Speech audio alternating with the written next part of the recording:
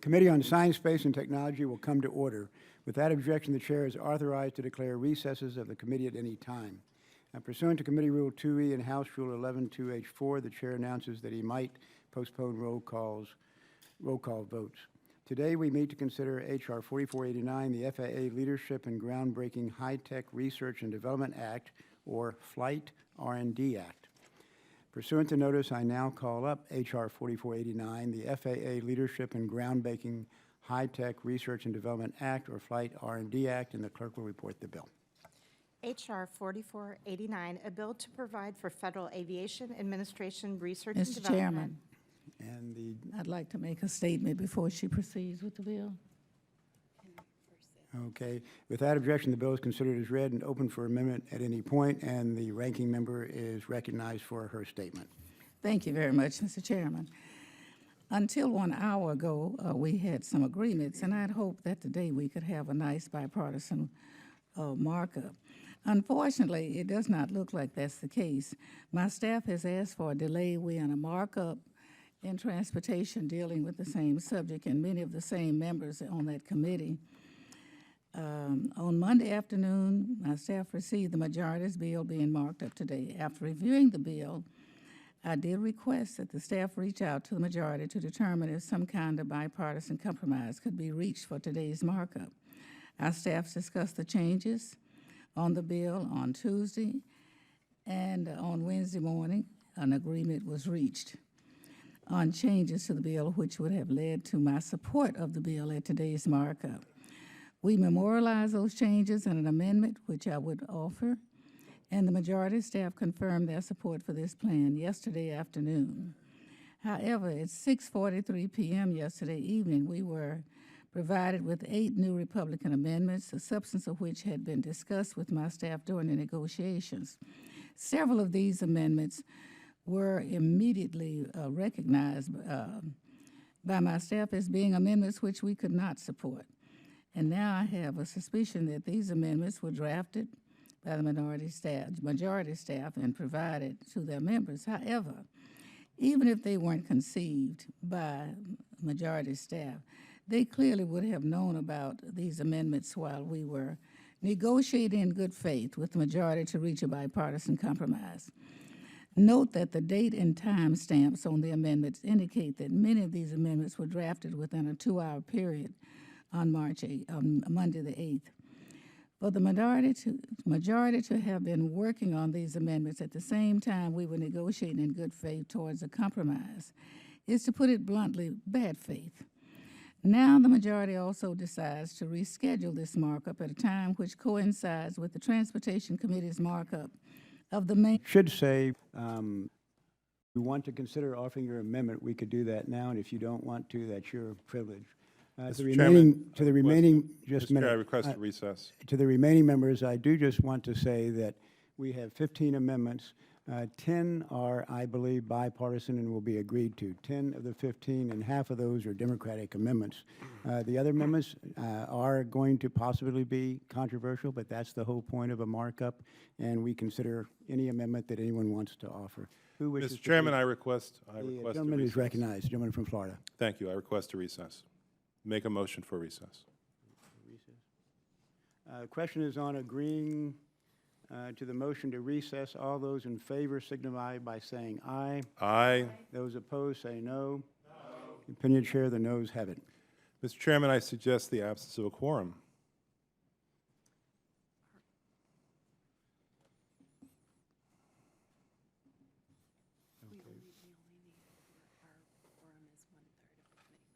Okay, but how do we prove that? Just okay. Let me respond to the gentleman by saying that all we need, I believe, is 1/3 of the members to have a quorum, and we have a quorum. I would say that's not correct. I would say it's 1/2, not 1/3, but in any case, I suggest the absence of a quorum.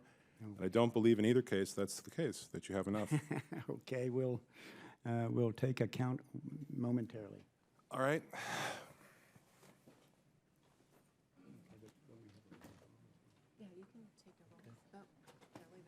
Okay. Well, I guess the motion is moot at this point since okay.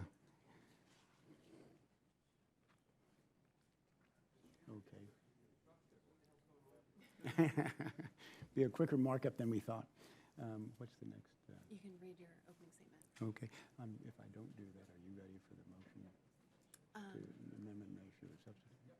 Well, that, I think we'll just do all that has the Democrat amendment in it. So if we do, Mr. Chairman, Yes, so questioning a quorum is always in order, and it's never moot. always, okay, we are getting there. I didn't realize you were coming back. So how do we proceed with the quorum count? No, don't we call a roll of the... yeah, you can say if the gentleman wishes to insist on his motion to recess, we will take a roll call vote. Okay. We will take a roll call vote to determine whether a quorum is present or not.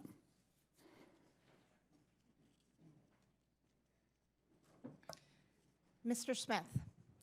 Present. Mr. Smith is present. Mr. Lucas? Present. Mr. Lucas is present. Mr. Sensenbrenner? Mr. Rohrabacher? Mr. Rohrabacher is present. Mr. Nagebauer? Mr. McCall? We're going to make it a quorum. Well, we don't have. Mr. Brooks?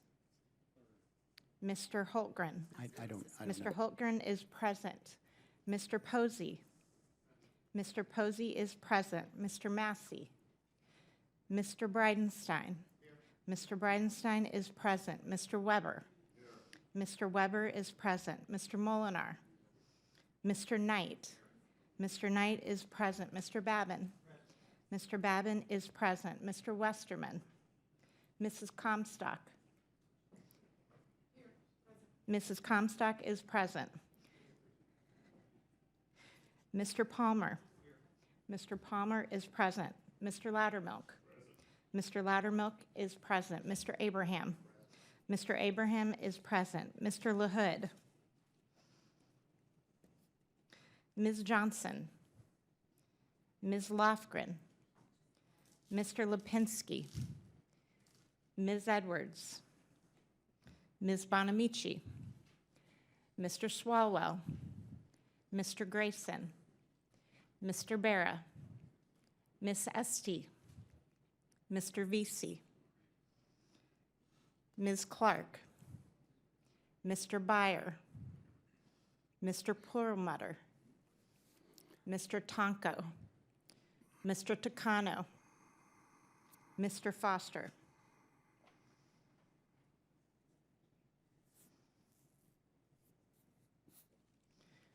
Are there any members who have not been counted? And the clerk will report.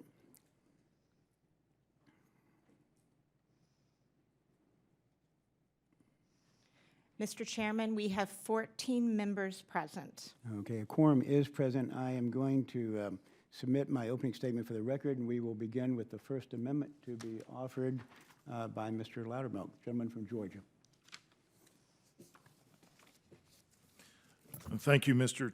Chairman. My amendment, Okay, and the clerk shall report the amendment. Amendment to H.R. 4489, offered by Mr. Loudermilk of Georgia, amendment number 004. Without objection, the amendment is considered as read, and the gentleman is recognized to explain his amendment. all right, thank you, Mr. Chairman. Mr. Chairman, my amendment will potentially save lives by making our civil airways safer for pilots and passengers. It will direct the FAA to prioritize the most important R&D activities in its portfolio and will facilitate aviation safety research that our nation depends on. I'm an Air Force veteran and a private pilot, and I fully understand the importance of the many aspects of aviation safety and the role that research plays in improving the stability of flight operations. My amendment keeps the authorized spending levels in the bill at the same overall levels as proposed by the FAA's National Aviation Research Plan, while directing nearly $20 million a year to aviation safety. Here are some of the critically important items that FAA aviation safety research supports: fire safety, aircraft icing, catastrophic failure prevention, structural safety, aeromedical research, weather programs, aviation cybersecurity, human error, and drone collision avoidance. In my experience as an aviator, I had to be concerned about every one of these factors at one point or another, and our nation must remain ahead of the curve in order to avoid disasters in our constantly evolving airspace. A few years ago, Mr. Chairman, I was called at 7 o'clock in the morning as a member of a search and rescue team with the Civil Air Patrol of a missing aircraft that wasn't very far from where we operated our search and rescue. It was in the North Georgia mountains. The gentleman had taken off from an airport in South Georgia along the coast, was heading to Cleveland, Ohio, and never reported in, never landed. We were alerted at 7 o'clock in the morning on a Saturday morning, and it was determined instead of flying the mission, they actually needed more help because of the rugged terrain, leading a ground crew into search for the pilot. By the time we got into position, our air crews had spotted the crash, but unfortunately, by the time we got to the crash, the pilot had deceased. He had survived the crash, and he had the fortitude to crawl out of the plane, write a note to his family, and had his bags of medication next to him. As one of the first members on the scene, I had the unfortunate responsibility of reading the note to his family, which he knew that he would not survive that crash. This crash could have been prevented and lives saved with proper aviation safety training. As an incident that happened in 2013 also reminds me of why safety research is so important. A small jet with 2 pilots was flying over Kansas when it entered an area with severe icing, which caused the flight instruments to malfunction, a situation that not as severe, but I have been in myself. The pilots became disoriented, and while trying to manually guide the flight, so much ice had accumulated that they lost control of the plane. It crashed. This kind of accident demonstrates that the FAA's aviation safety research is essential to maintaining the security of our airspace and must not be underfunded. My amendment also comes at a time when the EPA is receiving $8 billion a year in appropriations, and as we have learned in this committee, the EPA is regulating businesses into the ground. On top of that, virtually every other federal agency, almost every other federal agency, is also doing some form of environmental research, and there is no shortage of taxpayers' dollars going to these projects. But civil aviation safety is only conducted by the Federal Aviation Administration. But the administration still doesn't seem to think that this is enough. The President's budget request, which was released earlier this week, asked for 166% more funding for FAA environmental research as compared to when the President took office. Unfortunately, the budget request only calls for a 7% increase in aviation safety research funding since 2008. It's time for us to provide a counterweight to this administration's obsessive focus on the environment and make sure that our airspace is safe and secure for both pilots and for passengers. In conclusion, this amendment will focus FAA research and development on its most critical purpose, aviation safety. I urge my colleagues to vote yes, and I yield back. Thank you, Mr. Loudermilk. I support your amendment. Is there any further discussion on the amendment? If not, the question is on the amendment. All in favor say aye. Aye. Opposed, no. And the amendment is agreed to. Next up, let's see, is the amendment to be offered by Mr. Weber of Texas, and he is recognized for that purpose. Mr. Chairman, I have an amendment at the desk. And the clerk will report the amendment. Amendment to H.R. 4489, offered by Mr. Weber of Texas, amendment number 005. Without objection, the amendment is considered as read, and the gentleman is recognized to explain his amendment. Thank you, Mr. Chairman. This amendment is a straightforward amendment that hopefully all the members of the committee will be able to support because, in my view, ensuring the safety of our constituents in flight is and should be the primary responsibility of the Federal Aviation Administration. My amendment simply ensures that the recommended funding levels for safety research from the National Aviation Research Plan are fully funded. Specifically, if the authorized levels for safety are fully funded, this provision will have no impact. But if for some reason safety research is shortchanged, this amendment ensures that safety funding for people preempts environmental sustainability. The fact is that the budget requests for environmental research at the FAA have ballooned over 166%, as the gentleman from Georgia said earlier, under this administration, but safety funding has remained flat. So this amendment simply ensures that the executive branch gets its priorities in order, putting people first. If it means that environmental research has to be cut in order to ensure the safety of air travelers, so be it. We should all support putting safety and people first at the FAA. Mr. Chairman, I yield back the balance of my time and I urge adoption of this amendment. Thank you, Mr. Weber.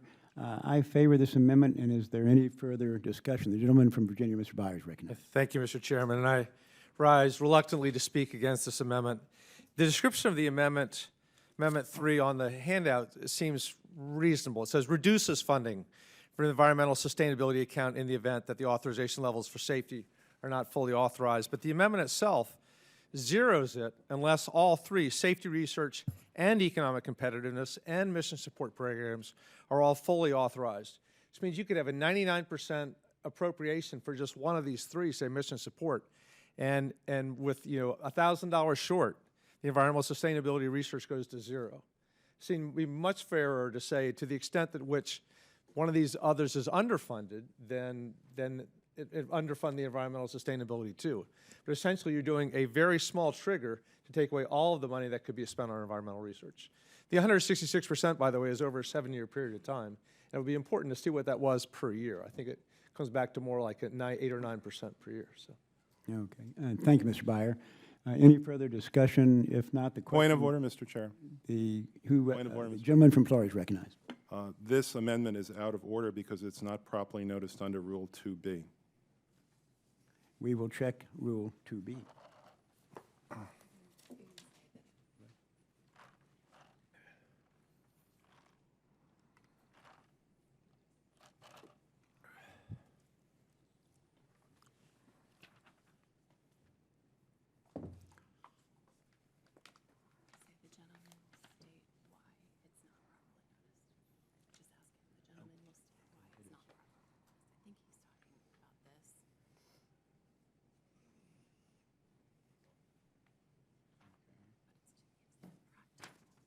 We gave them as much notice as we sent them out last night. We sent them out last night because we were on the floor yesterday.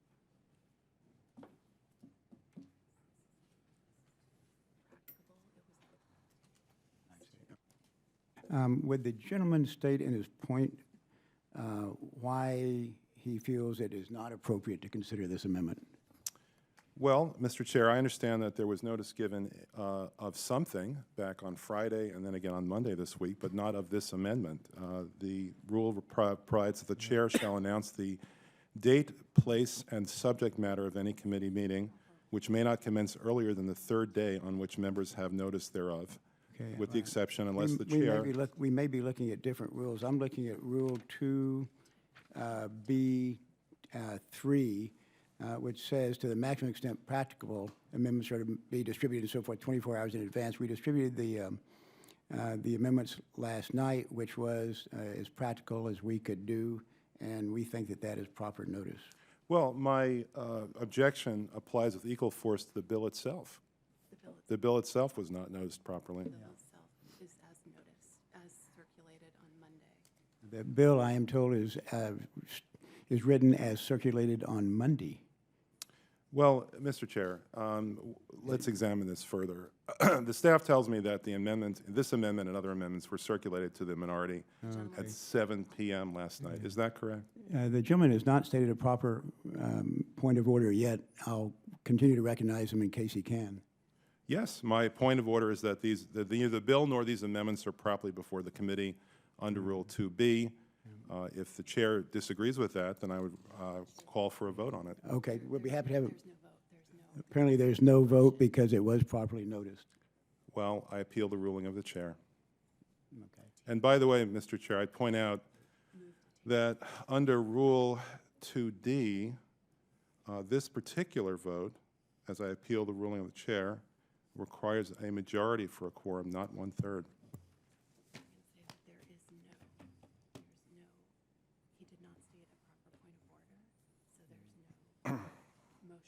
lies.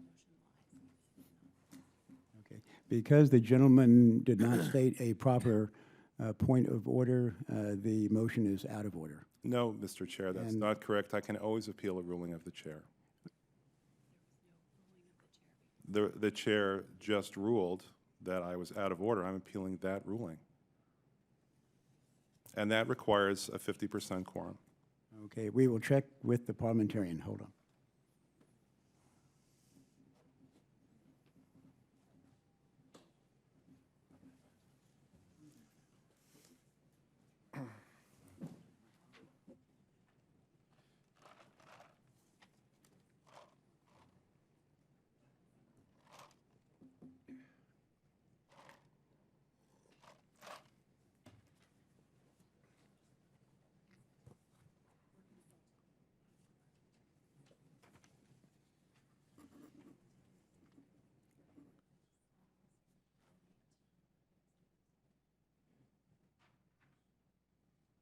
We are checking with the parliamentarian. Meanwhile, it is permissible to recognize other individuals to make statements, and at this point, we'll recognize the gentleman from California, Mr. Knight, for a statement.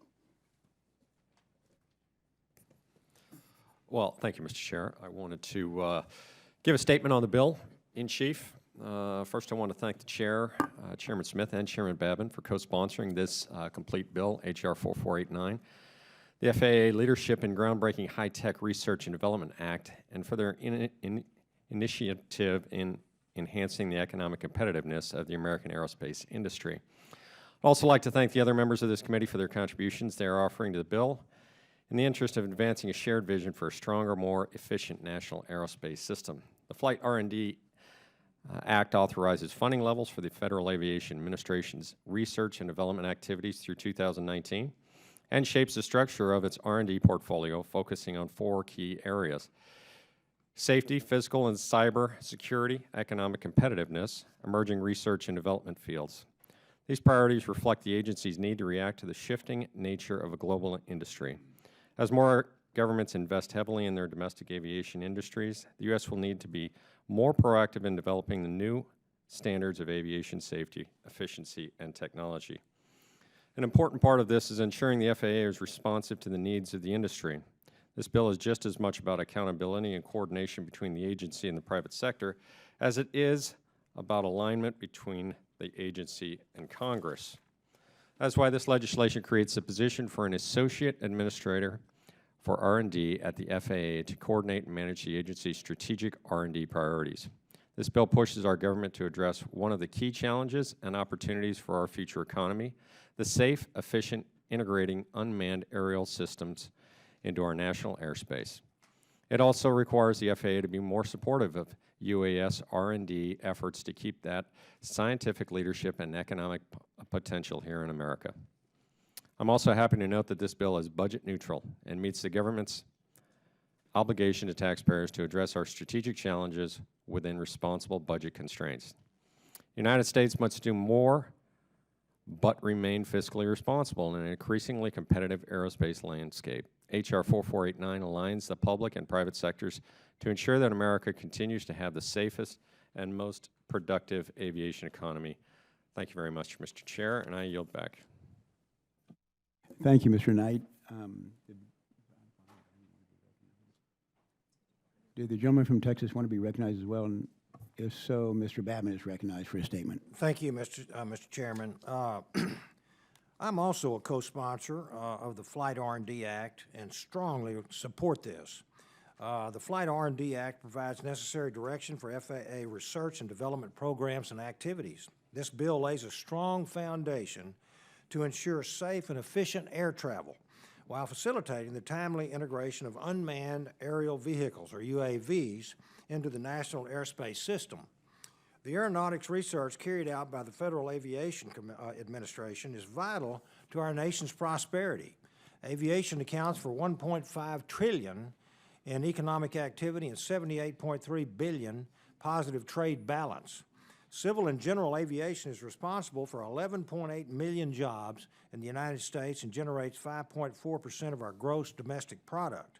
Put simply, aviation is one of the pillars of our economy. And while we currently enjoy the benefits of our nation's early investments in aeronautics R&D, other nations are now attempting to challenge the United States' leadership. This is particularly troubling when the largest growth sector is not here in the United States, but in Asia. In order to maintain our leadership, we must strategically prioritize our government investments, provide a competitive environment for industry, and coordinate and clearly define public and private sector efforts to maximize efficiencies and minimize duplication that may crowd out investment. In order to realize these benefits, we must be ever vigilant. The FAA must ensure that the research they support does not duplicate private sector investments. Federal intervention and support should be limited to research that is in the national interest and that the private sector cannot or will not do on its own. Without such prioritization, valuable resources risk being diluted among disparate tasks. There are also near-term challenges that research and development must address. Reports of potential cyber vulnerabilities to aircraft and next-gen systems proliferate in the press. While recent allegations may be overstated, respected and knowledgeable experts such as the Government Accountability Office and the National Research Council have warned that cybersecurity should play a prominent role in FAA research and development programs. I want to thank Representative Knight for introducing Flight R&D Act, and I urge all of my colleagues to support this bill, and I yield back, Mr. Chairman. Thank you, Mr. Babin. Yes, sir. Okay. Let me get back to the gentleman from Florida, Mr. Grayson, on what we understand is the proper procedure, and I'll read from Rule 2D under quorums. The majority of the committee shall form a quorum except that 2 members shall constitute a quorum for taking testimony, receiving evidence, and 1/3 of the members, that's the relevant part here, shall form a quorum for taking any action other than for which the presence of a majority of the committee is otherwise required. We checked with the House parliamentarian, and he said as long as amendment consideration quorum is not listed as being different, then the working quorum of 1/3 is fine. May I be heard on that point? I'm sorry, yes, the gentleman continues to be recognized. Well, as it specifically says, all issues that arise under 2B require a majority. It says, and these are the words in 2B1, by majority vote with a quorum present. So a majority is necessary to establish a quorum, and a majority is necessary for any ruling and appealing from the chair under Rule 2B. This rule only I yield. to noticing the date, place.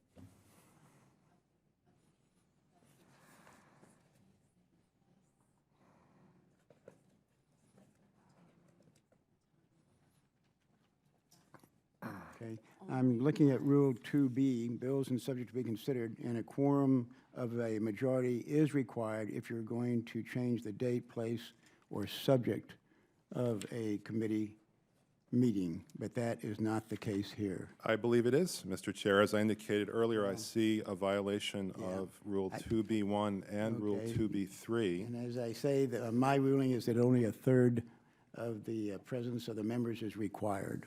I appeal And that so- ruling. Okay, the gentleman yields back. No, he said he had. I yield back, but I'm going to insist on the point here, Mr. Chair.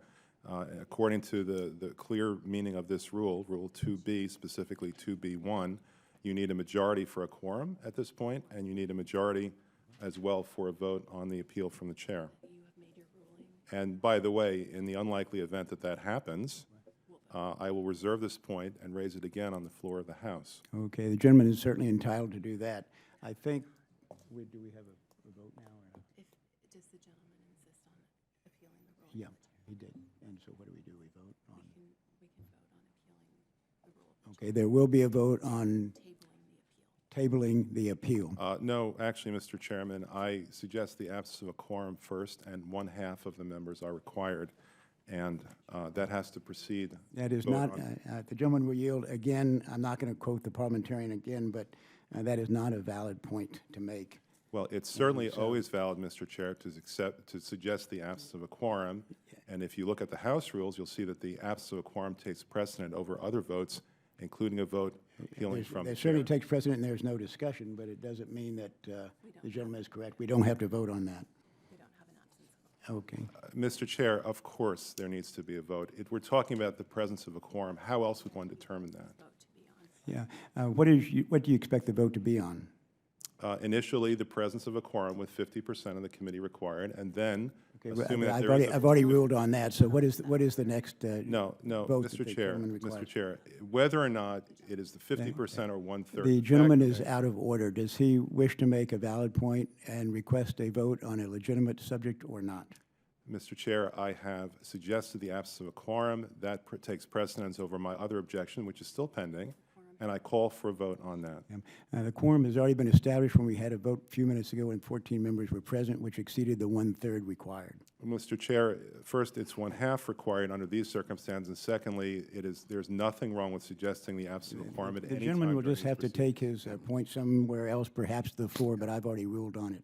Mr. Chairman, Mr. Chairman, The gentleman from California wishes to be you'll have recognized. to excuse me, but I'm having a little bit of misunderstanding, or I'm trying to figure out what's going on here.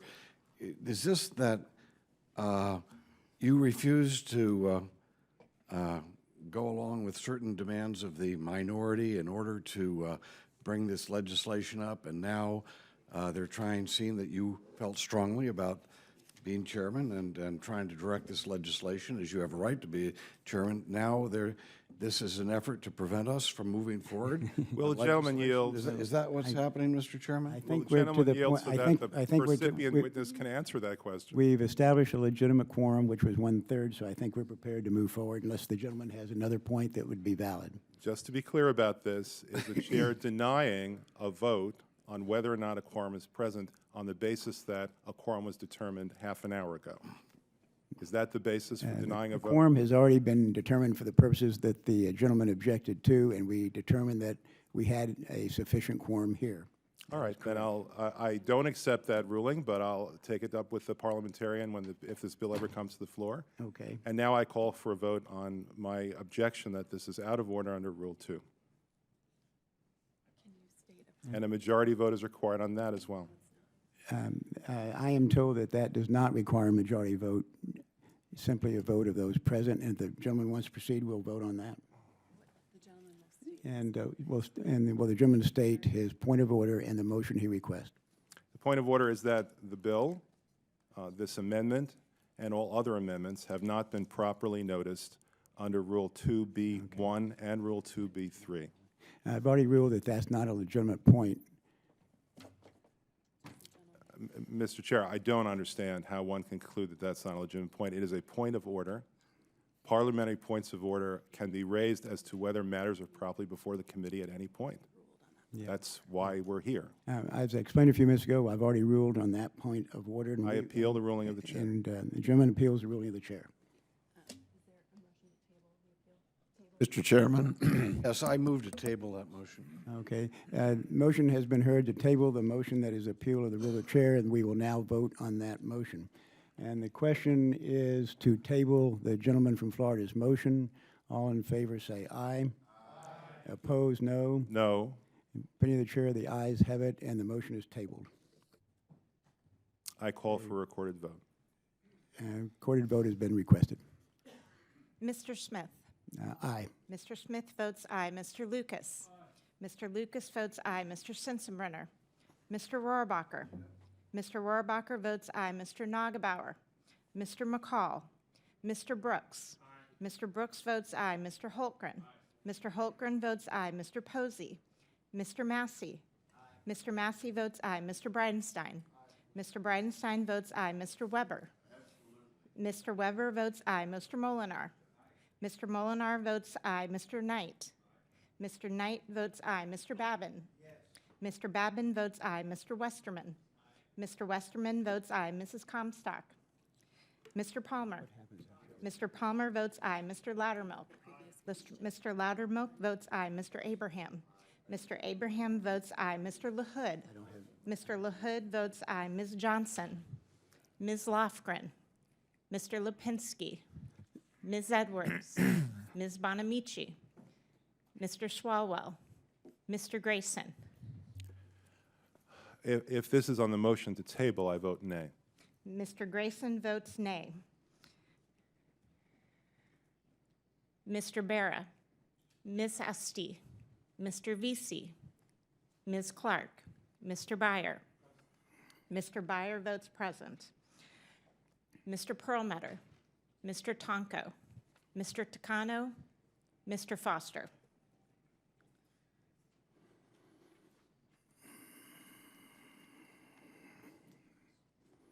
And the clerk will report.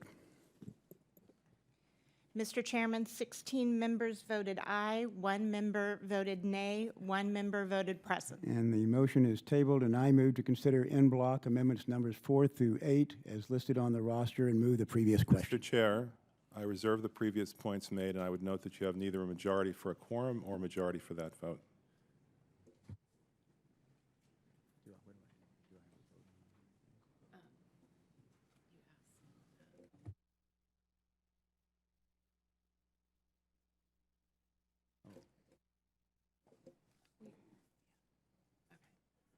Move to consider en bloc amendments number 3 through 8.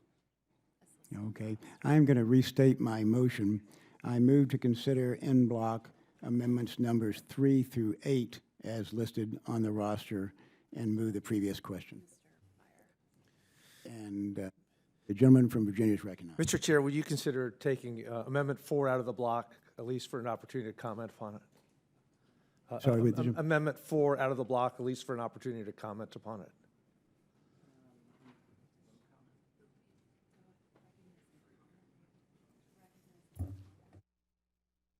Gentleman is recognized to comment on Amendment 4.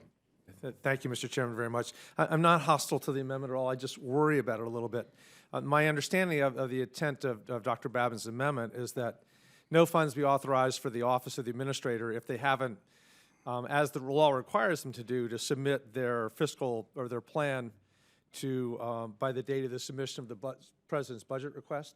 My only concern is if they miss that deadline, it appears they will have no money for the rest of the fiscal year. And do we really want to zero out the Office of the Administrator of the FAA because he missed a deadline? We need an enforcement mechanism. This just may seem like too strong an enforcement mechanism. The next amendment, for example, number 5 by Mr. Posey, has the same idea, but it doesn't zero it out for the entire year. It just zeroes it out until they obey the law. Mr. Chairman? Okay, thank you, Mr. Breyer. The gentleman from Texas, Mr. Babin, is recognized. And I would, I understand what he's talking about, and I would suggest that they don't miss the deadline, but we'll be glad to work with you. Mr. Babin, I totally agree that they shouldn't miss the deadline. I just worry that if they do, it might affect the entire FAA for the whole year, so. That's why we're offering the amendment. Okay. And maybe the gentleman can continue their discussions. Now to move to consider en bloc amendments numbers 3 through 8 as listed on the roster. All in favor signify by saying aye. Opposed, no. Opinion of the chair, the ayes have it, and the en bloc amendments numbers 3 through 8 are agreed to. Mr. Chairman? And the gentleman from Oklahoma is recognized. Mr. Chairman, I move the previous question. Previous question having been ordered, no further debate. Our amendment is in order. The question is on the amendment. Question is on the bill as amended. As amended. All those in favor signify by saying aye. Those opposed say no. Opinion of the chair, the ayes have it, and the bill is agreed to. I move that the Committee on Science, Space, and Technology report the bill to the House of Representatives with an amendment, as amended, and with the recommendation that the bill be agreed to, that the bill be amended to pass. Before I recognize the gentleman from Virginia, let me see if anything else for me to do. The gentleman from Virginia is recognized. Chair, just a small point of order. Was not an opportunity to offer the other amendments? There apparently will not be today. I know you had 2 amendments. Yes, sir. Is that correct? Can we, is it too late to accept those? We've already moved the previous. Yeah. I would have been willing to have accepted those were it not for the various activities by some members of this committee. So since we've moved the previous question, it is too late to offer those amendments today. I'll support your desire to offer them on the House floor if we get to that point, or in a conference committee if that's what it comes down to. Okay, and Mr., as a point of order, Mr. Chairman, and I'm new here, isn't it always in order to be able to offer an amendment during markup? It normally is, Especially- but not after the previous question has been moved.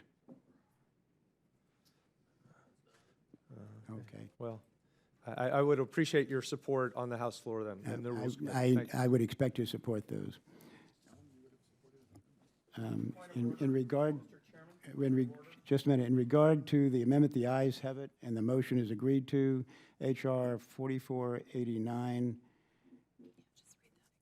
I'm sorry. Let me start again. The question is on favorably reporting H.R. 4489 as amended. All those in favor signify by saying aye. Those opposed signify by saying no. The ayes have it, and the ayes have it, and the motion is agreed to. H.R. 4489 is ordered reported to the House of Representatives. And before we adjourn, was there another member who sought recognition? The gentleman from Colorado. As a point of order, I'd ask for a parliamentary, I make a parliamentary inquiry. Is calling the question always in order despite a listing of a right? Yes, yes. Yes, yes. Okay.